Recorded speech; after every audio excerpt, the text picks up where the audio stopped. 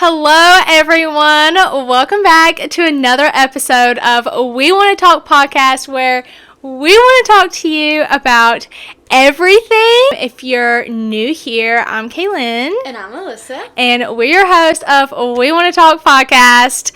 Wherever you're listening, make sure to like, subscribe, and share. Y'all already know it means the world to us. Absolutely. So grateful. And with that being said, this is our 5th episode. It's kind of hard to believe.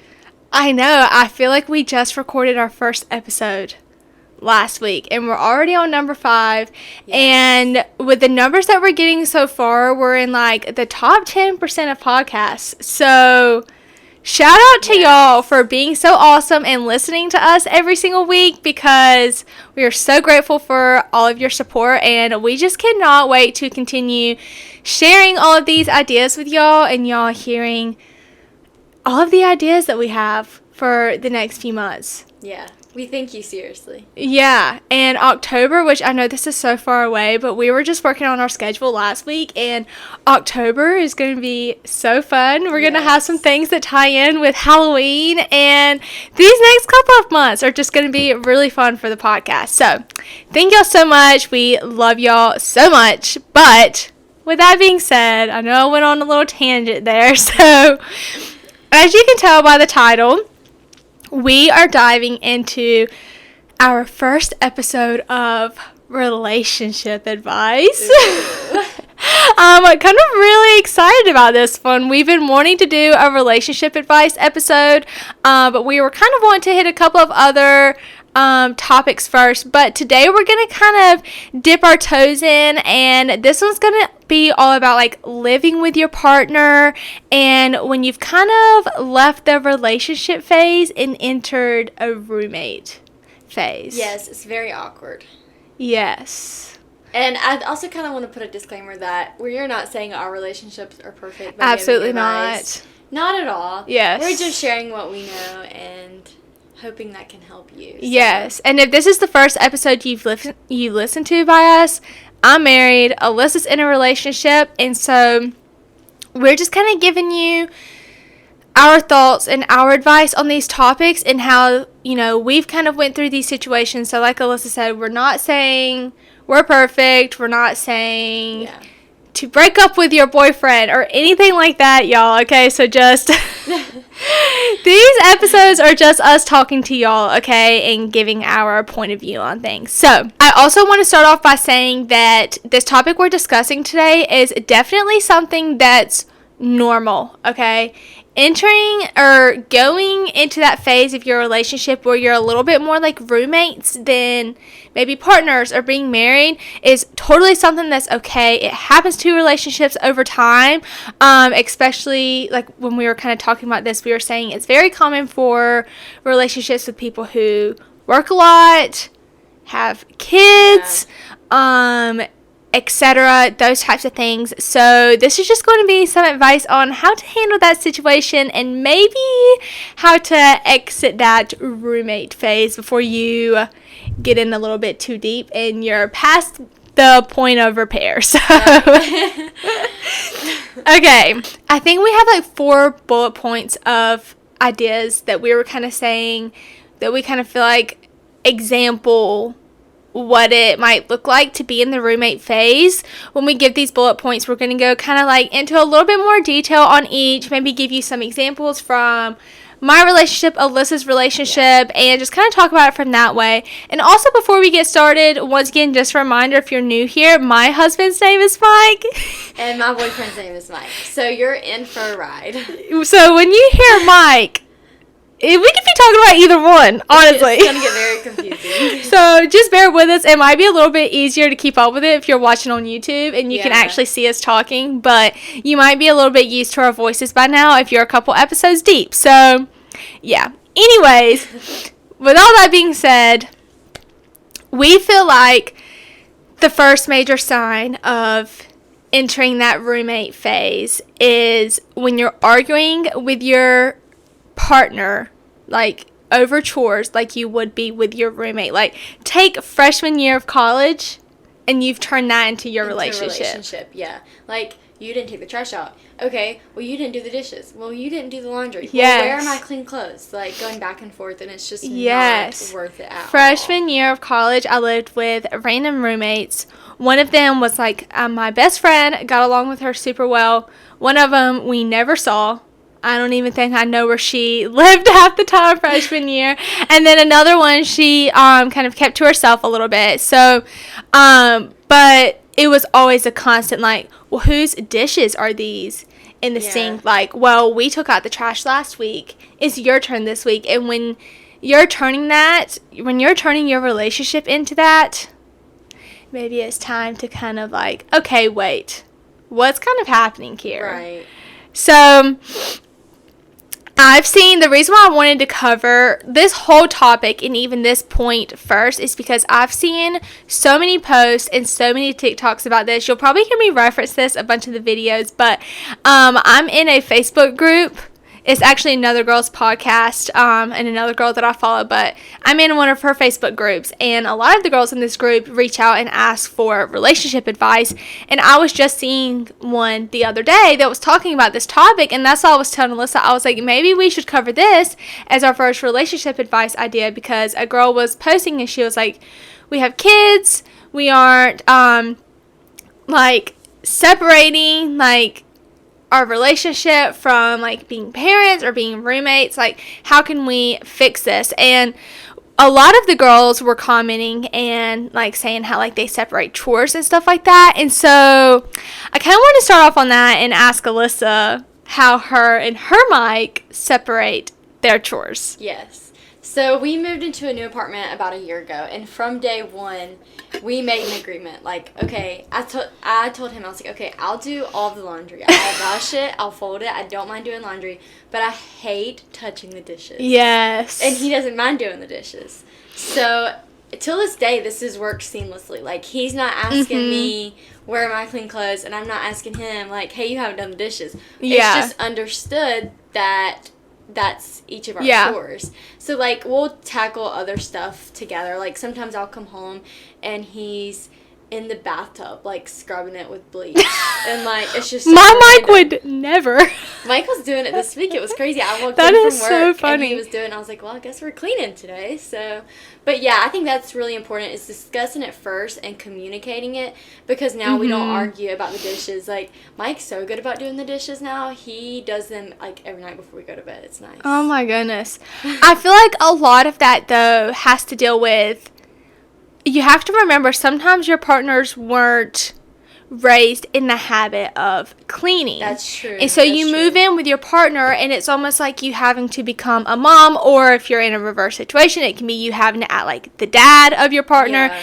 And that's why a lot of people also can kind of get into like separating like being a parent from being in a relationship, because you feel like you're having to parent your partner and be like, okay, this is when you need to do the dishes, this is when you need to clean. And a lot of other partners don't have that, that's almost true. that knowledge to be like, okay, you know what, maybe the dishes are piling up and maybe I should do them. So I feel like that's one of those moments where you really have to give your partner a little bit of grace and be like, okay, is this just a habit they're not into yet? Like, Right. it can cause such a strain in relationships. It does. And a lot of women are like, I'm not raising a man, which I didn't have to, luckily.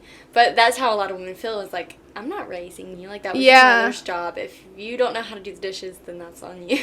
Yes, which is a whole nother story for another day. But like you were saying that with me and Mike, we also, when we first started living together, it was definitely understood he always took the trash out. I don't touch the trash. Oh, agreed. Even sometimes when Alyssa's here, she knows I don't take the trash out, so she'll do it. I take their trash out sometimes, but I stay here a lot. Yeah, hey, she's got to earn her keep somehow. So. But Mike always takes the trash out. I've always done the laundry and done like the basic cleaning, while once again he's always done the dishes. Yeah. But me and you were also just talking about this, with us having the house that we have now. It's almost like our kind of chores have kind of shifted, because now Mike cuts the grass every week. He's doing the yard keep. Honestly, half the time washing our vehicles. If, we don't want to take them to a car wash, he's cleaning out the garage. Even more so, yes, we're both a parent to our dog, but Mike even more so takes Marley out more than I do. And so it's almost kind of turned into him doing all of, like, the outside and that kind of keep while... And he enjoys doing that. He does, though. Yeah. Yeah. But that's funny, though, because I have recently gotten to a point where I almost enjoy doing the dishes. Because you want it done your way. I want it done my way. Yeah. Because I'm so tired of unloading the dishwasher the way Mike does it. I was like, okay, you know what? I think I can do the dishes now. Yeah. I think I'm okay doing the dishes. That was also something I had to learn. If I was going to let him do the dishes, I couldn't complain about the way that he yes. did it. I had to just let him do it. That was hard for me to learn. Same, which is why I do them now. I'd rather be done my way. So I'd rather not have to do them. Honestly, same, but back to the post that I was reading the other day in the Facebook group. A lot of the girls were commenting, and one girl was saying that her and her partner created, like, a chart of the chores. It was like they were taking magnets, wrote the list of chores on it, had their names, and it was almost like a competition between them every week. Yeah. And like, the goal of the week was to who could do the most chores. And then whoever done the most chores, I don't remember like, what she said was, like, the goal or what they won, or if it was, like, I think it might have been the person who lost had to plan, like, the dinner or date night of that week. Like, they were the ones that had to, like, cook the dinner or do something like that. Yeah, so it was kind of like making it like a competition between the two. And I think if you're a relationship where you do, like, thrive off a lot of competition, you can have fun with that stuff, then stuff like that's definitely a good idea for you. But there are definitely ways to make chores be fun between you and your partner, and heck, that can even go into a whole nother conversation with making chores fun for your kids and stuff like that. Yeah. But once again, we don't have kids, so we're not going in on that topic. But it can be, you can make it fun without it being like a, why haven't you done this? Why haven't you done that? And instead of complaining, learn how to really, make it a game between the two of you. So, or really just learning how to meet in the middle, like Alyssa was saying, like, okay, well, I don't like to do this. Do you maybe like to do that? Where can we compromise? Right. If I load the dishwasher, can you unload it? If I start the laundry, can you fold it? Meeting in the middle on some things if you don't like doing all of it. So, but there are so many factors that go into this, and Alyssa and I were talking about this before, but we just definitely feel like it's a conversation that needs to be had between you and your partner over household duties. This is my personal opinion. I feel like they should be split, no matter if it's 50-50, 75-25, 80-20. However you and your partner choose to split them, they should just definitely be split. Nothing should ever be put off on one person entirely. Yeah. But that's just how I view things. Yeah. But it's just a lot if a dog gets put on one person. I agree. Expecting this one person to keep the house up. Yeah. And do every single piece of housework. It's a lot. For sure. Okay. Another major sign that you have entered the roommate phase can be only having conversations about surface level topics. Yes. So, example, maybe you're only talking about the chores and the household things. Maybe you're only talking about the kids, etc. You're only talking about work. You're not having those deeper, meaningful conversations with your partner. I kind of wanted to start this off by saying, like, Mike works so much, and I was noticing for a while there, our conversations were getting to the point where he would come home and we would be like, how was your day? Oh, it was good. How was yours? Good. Well, did you sell a car today? Yeah. Oh, cool. What'd you sell? Oh, I sold this. And then it was like, okay. Like the same boring, repetitive conversations were happening out of habit every single evening, which is okay. It's not like those questions are okay to ask, but when those are the only conversations you're having, then it can be very like, okay, what's the point in even talking right now if we're going to have these same boring conversations every single day? And so I started getting to the point where Even if, because Mike's a male, and what male do you know wants to hear every single detail about your day? None. None. Even though I know he probably doesn't want to, I've started telling him just everything that happened in my day that I want to tell him. Yeah. And if there's things about his day I want to know, I ask every single one of those questions. Like, you have to make it go a little bit deeper and really learn how to just dive deep into those conversations and share the thoughts with each other that are important to you and your partner. Yes. Communication is so extremely important. Like, I cannot stress that enough. Me and Mike have even had problems like, okay, you're not communicating, how are you feeling? Yes. Like, it is so important. And I think another thing too is like, okay, well, what do we talk about? Like, we're tired of these surface level talks. What can we talk about? Something that Mike and I talk about a lot, like almost every day, is our goals. So we'll sit down and be like, okay, so what do you want to achieve in the next 3 months? Like, we talk about how we want our life to look like, and things that we want to do together.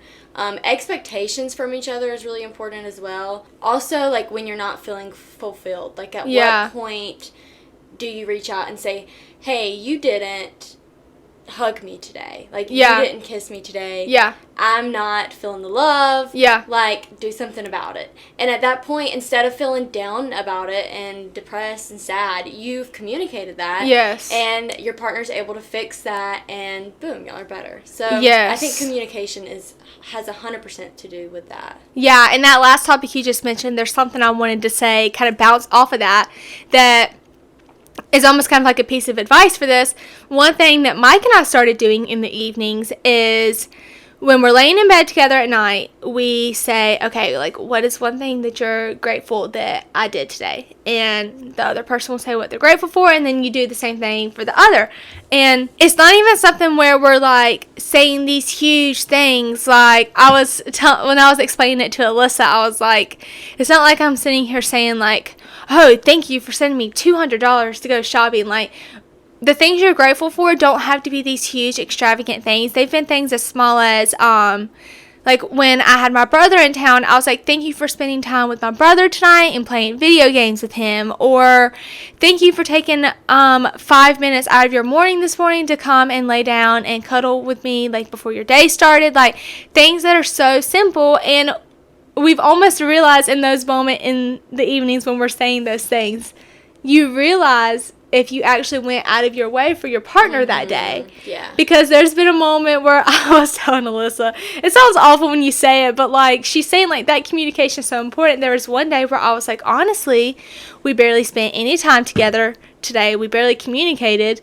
I don't think there's anything that I can say today. Like, I mean, I love you. You're a great husband, but there's nothing either one of us really did to go out of our way for each other today. Yeah. And it almost kind of opens your eyes and you're like, wow, like, you should be going out of your way for your partner every single day, even with something as small as picking up flowers, picking up their favorite snacks while you're out. Like, okay, you have to stop at the store and get gas. Maybe run in and grab their favorite drink and candy bar for them to have when they get home, you know, just... Or it doesn't even have to be, like, materialistic. Exactly. Just thank you for the back rub. Like, yes, something so small. And I promise when you start, like, doing those small things, you're realizing, like, I don't know, it just kind of... We were talking about surface level topics, but all of that just kind of ties into, like, communicating with each other, and you just learn so much more about each other when you communicate. But like Alyssa was saying, it helps you realize, like, when you're not doing enough for your partner. And there's been moments where, like, I've had that conversation with Mike, and he's like, you know what? Maybe I have been too distracted by work lately. You're right. I'm sorry. Tomorrow's a new day. Right. And you just have to, like, learn to appreciate those things about your partner and be like, you know what? You're right. Tomorrow is a new day. It's a new day for me too. Right. Like, let's start over tomorrow. I love that idea. I'll have to start using that. Yes, you need to start doing that. I love that. Let me know what y'all think about it, because I love it. I almost, like, okay, what can I do for Mike today for him to be grateful for tonight? It really makes you, like, set intentions. Yes. Like, you're being very intentional in your relationship. Like, wanting to go out of your way to do something for your partner, which everyone should do. The other day, I went to Dollar General. I had to get some stuff, and I knew he was probably going to play his video game when he got home. Yeah. So I grabbed him a Red Bull and candy that I know he likes to eat. So when he got home, I was like, you have a tournament tonight, don't you? And he was like, yep. How'd you know? I was like, well, I got you a Red Bull and Starburst for your tournament. And he was like, okay, thanks. Mike ran out to get something the other day. My Mike. He came back. And I was laying in the bed. I think I was taking a nap or something. He walked in. He was like, I got you a surprise. And I jumped out of bed. I was like, ooh, what'd you get me? And he was like, peanuts. I was like, aw. And then I was like, wait, I'm thankful for peanuts. He said surprise, and my mind went to, like, something big. And then afterwards, I was like, I'm sorry, I acted a little bit ungrateful. Like, I really am appreciative for the boiled peanuts. Yes. Oh, my goodness. Just like you're saying, kind of reminds you to maybe even lower your expectations a little bit and to be, you know, appreciative for the intentions, even the small ones that are going in. Right. So, okay, another sign of you maybe entering the roommate phase is not spending quality time together. So you can start doing the intentional stuff, but maybe you're not spending the time together that you need to be spending. So maybe you're both coming home from work, you're doing separate hobbies. Once again, maybe you're focusing on the kids and not each other. That's if you have any. We don't, so you can't dive too deep into those topics. But you end up not spending that quality time together, and whether your love language is quality time or not is so important in relationships. Okay, so this is a big thing for Mike and I, because I'm self-employed and he's kind of self-employed, but he goes to his part-time work every day, and so do I. So we actually spend a lot of our days together. So this was something that we really had to work on, to be intentional with our days, because we were like, okay, we're both home, what are we doing? One thing that we got in the habit of doing that we both love, and I don't even think we purposefully did it, but we eat dinner together at the table every night.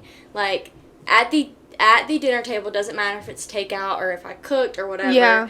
We sit together, we put our phones down, and we chat. And those are some of the best conversations we have, is when we're just sitting there, eating dinner, talking.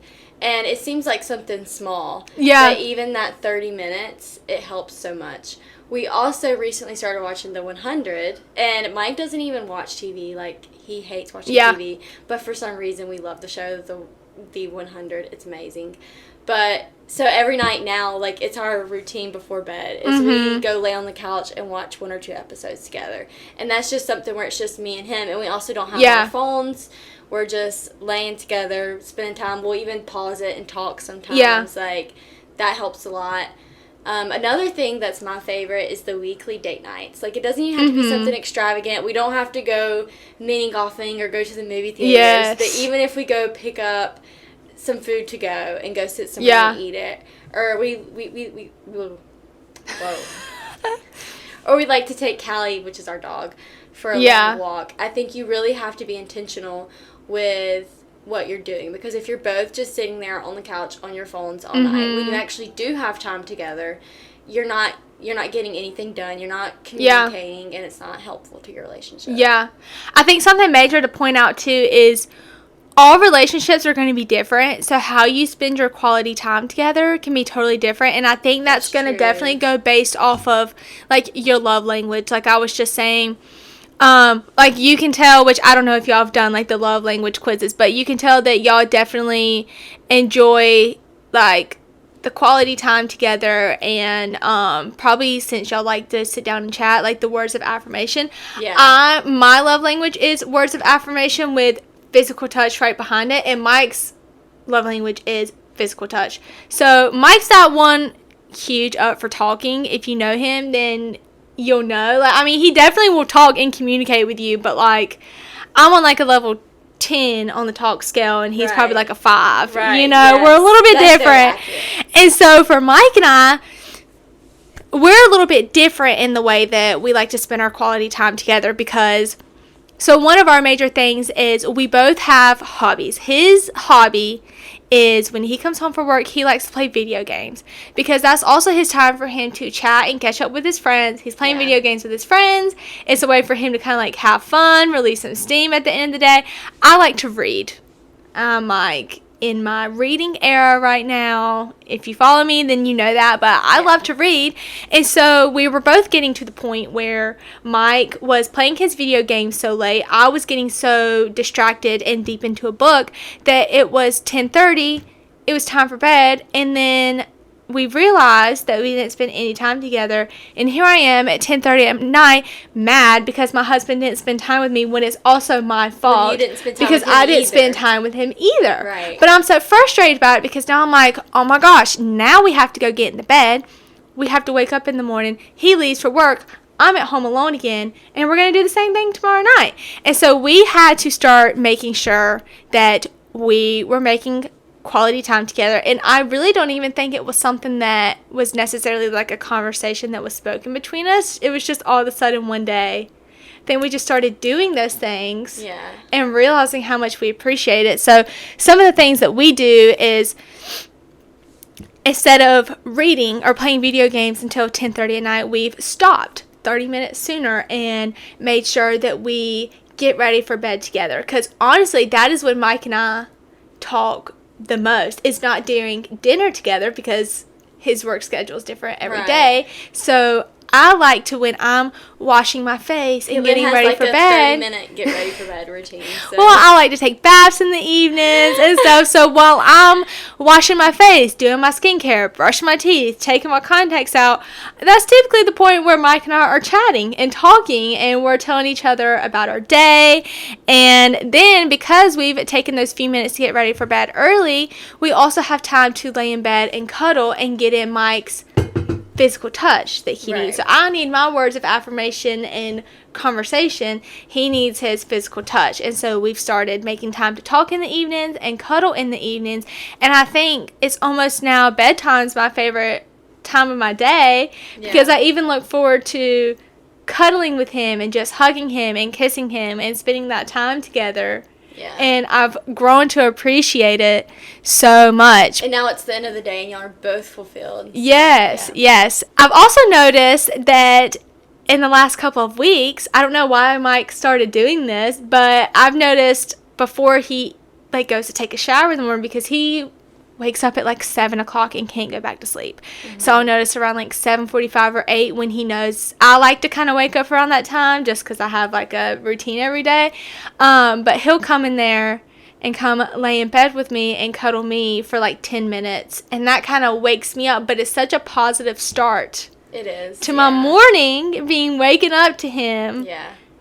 Cuddling me and loving me and spending time with me, and telling each other how much we love each other and stuff like that. It just, it's just such a nice bonding experience and spending quality time together. But, which also different for us, I think you've mentioned this too, but we love showers and baths together. Yeah. Love it. Y'all always. I know. It's just one of our things, I guess. But it's just even being able to do small things like that. You don't have to go super out of your way. Okay, you can't afford a date night. That's fine. You can do different things with your partner to be able to get in that quality time. So here's we came up with a list of things for you to be able to do with your partner to make your time together a little bit more intentional. So going off of the things that we said, keep those in mind. But you can also start cooking dinner together. Yes, sometimes I make Mike just come sit in the kitchen while I cook and just make him watch me cook. That's fun. Really? Yeah. See, I don't like anyone in my kitchen. So that's something, for example, that works for them, but doesn't work for us. I don't like anyone in my kitchen while I'm cooking. No. I'd rather be left alone. But spending an evening without phones are a huge distraction. Very. Huge. Yes. Watching movies or shows together. So, like Alyssa said, they've been watching the 100. Mike and I used to love watching Criminal Minds together, but we're all caught up with what's on Netflix right now. So, actually, I think they actually took it off Netflix. Depressing. Oh. Depressing. Wow. But anyways, not the point. Going on walks together, that's definitely a good way because you're not usually on your phone while you're on a walk. Right. If you have dogs and your dog Yes. takes them, Yes. physical activity. Once again, like we were saying, date nights, it can be something so easy. You can even do a date night in the house. There were a couple of weeks ago, which Mike ended up getting off late, so we couldn't do it. But I texted him and I was like, hey, date night at home. Let's grill tonight. Let's maybe set up cornhole. Let's bring Marley outside. Aww. Like, let's just hang out outside together. But then he ended up getting off late, and we couldn't do it that day. Those are the best date But nights. you can have the date nights at home without necessarily going out of your way and spending a lot of money. Right. And then you can also do game night. So bring out your favorite board game or card game. Mike and I love playing the Mexican dominoes. I love Mexican dominoes. Yes. I should bring it this weekend. Oh, you should, yeah. Mike and I pulled out Nerf guns the other night. Oh my god. I mean, but you can do stuff like that with each other and just make it so fun. Maybe even if you both enjoy working out, maybe work out your schedules to where you go to the gym at the same time, or maybe go on a run together, different things like that. And then also, I feel like running errands together, because if your partner's like, okay, I have to go to the store and get this, why stay home when you can go with your partner and go run errands with them? Maybe be like, hey, you know what? I really don't feel like running errands with you, but if you take me to Sonic and get a slushie, I'll go with you. Yes. Me and Mike go to the grocery store together. He goes to the post office a lot, so I always ride with him. Those are fun, Yeah. Just making time to do things together and doing it intentionally. So. Prioritize each other. Yes. Okay.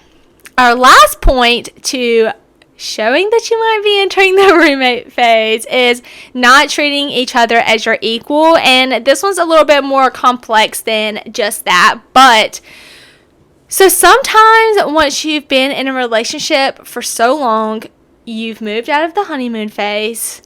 Things aren't sunshine and rainbows. Yes. Maybe you're bickering about a lot of the small things, forgetting why you fell in love with the other person and different stuff like that, which I feel like this is also something that's very important to note, like, happens in almost all relationships. Absolutely. Like, it's usually around that 2-3 year mark, I feel like. Everyone hits it. You go through it, and it's okay. You just have to kind of like, okay, let's rewind.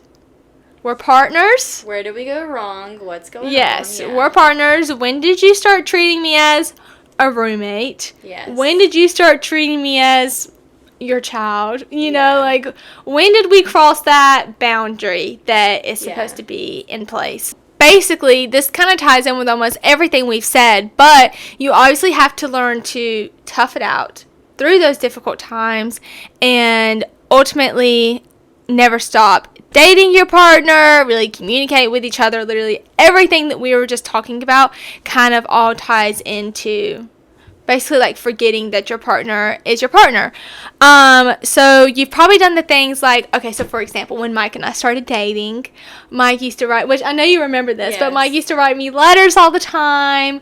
Mike used to go and get me flowers, go and get me candy. Romantic. Oh my gosh, homeboy was trying to win me over. Yes.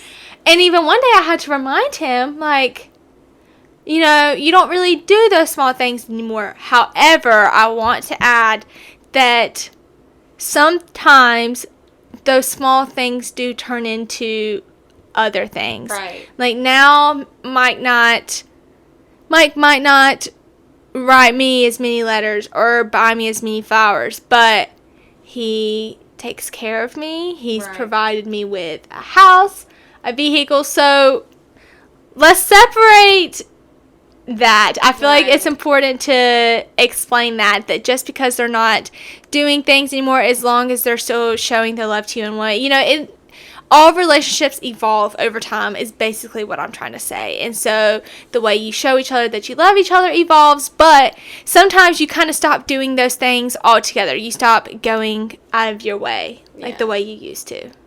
So I wanted to give a TikTok example. I just saw it the other day. I hadn't even told the TikTok to Alyssa yet because I kind of wanted to get her opinion on it when I told it to y'all.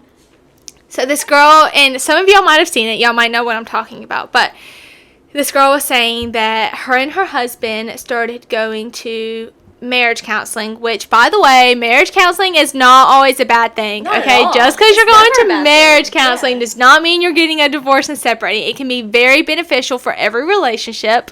But she was saying that they were going to marriage counseling, and the counselor or therapist was asking them kind of where they thought that they went wrong, and was asking kind of what I was just saying, what's something your partner used to do for you, etc. And so the husband said, well, okay, so the therapist, let me kind of rephrase that.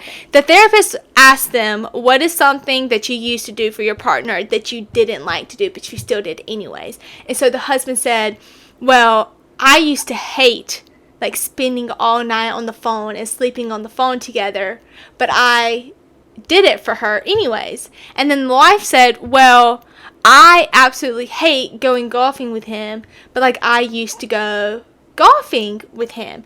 And the therapist was like, well, why don't you do those things anymore? And they're like, well, because I never really liked doing it in the first place. I was just doing it to be nice and to win my partner over, basically. Yeah. And so then the therapist was like, well, if your wife wanted to spend all night with you on the phone tonight, would you do it? And the husband was like, no.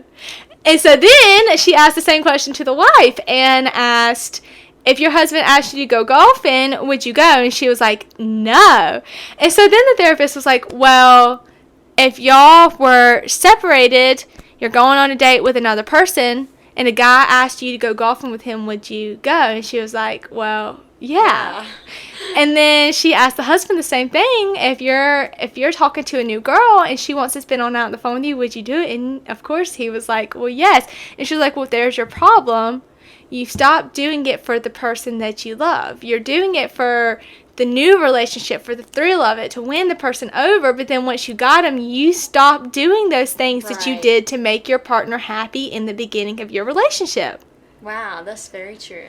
Wasn't that? And I was listening to that, and I was like, this is so deep and such a realistic thing that happens in all relationships, and you're so willing to do it for the new person, but you stop doing it for the one that truly matters. Yeah. And I feel like that's the reason why so many relationships fail, and this goes into a whole different episode that we could cover, but I just feel like that was such a good example to give, because I feel like there's so many ways that you can go back to start doing those small things. If that wife would just go golfing with her husband maybe at least once a month, then maybe he would be just a little bit happier. Right. You really don't think about it in that way. You're like, well, that never made me happy to begin with, so I'm not going to continue doing it with you. I date you now. Yes. I'm married to you now. But you still have to make those sacrifices for your spouse. Yes. 1,000%. So I just really wanted to share that with everyone, because I just loved it. But so with absolutely all of this being said, there's probably so much more we could say on all of these topics. We could probably spend another hour sitting here talking about this. We definitely could. But we really just kind of wanted to dip our toes in and kind of just do a part one to a long series. But kind of wanted to say, which we kind of gave this advice in our very first episode talking about friendships, but not all relationships are perfect, okay? I feel like we have to because we're giving our opinion on things, we don't want you to just, take just our opinion and run with it. And so like we said, this is very common for partners and relationships to go through. However, if you are in a roommate phase with your partner and you've done these things to try to break out of it and it's not working for y'all, then maybe it's time to reevaluate your relationship. Maybe go to counseling. Start there. Yes. If they're not willing to go to counseling, that's a different story, but... Yes. Because we're definitely not going to sit here today and tell you to break up with your partner by any means. Because, I know we've both been through some really hard times with our partners. And it takes a lot of strength and a lot of tough conversations to make it through. So, definitely try working on these things. You can definitely succeed and survive these tough times in your relationship with communication, remembering what it was like when you very first started dating, etc. But, so yeah, we're just two girls running a podcast, giving you advice, and I read a lot of relationship posts in that Facebook group that I'm in, and a lot of times when I'm reading these, I was telling Alyssa about one earlier, and she was like, what? I was like, I know. Like, it really makes you realize how grateful you should be for the relationship you have sometimes. It's very eye-opening, yeah. Very. So, a lot of girls get treated really bad or in toxic relationships, etc., and get it treated like a roommate for too long of a period of time can be a sign of an unhealthy relationship. Yes. So. And in that case, take it how you will. Yeah. So yeah, once again, there's probably so much more we could say about this topic. And we're definitely going to give y'all a lot more relationship advice if y'all like our advice. Yeah, keep us posted.